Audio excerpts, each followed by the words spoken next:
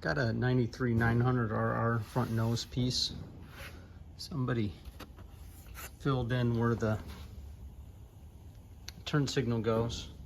So hopefully we can sand that and find out exactly where they plugged it. Obviously they did it on both sides. If not, we'll make a template with that right there and we'll get that hole back in there. I got it sanded down and you can see perfectly where the turn signal hole was plugged. So we'll be able to get that out, no problem. Got both holes cut out, got it primed, so ready for paint now. 3 coats of color on. We're gonna start clearing here as soon as this dries.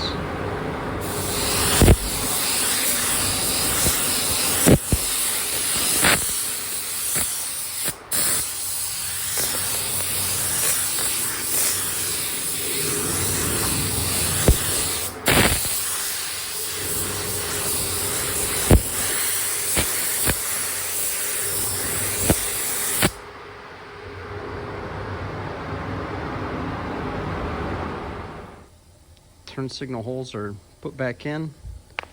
It gets some decals, gets it set up here, and it'll be ready to install.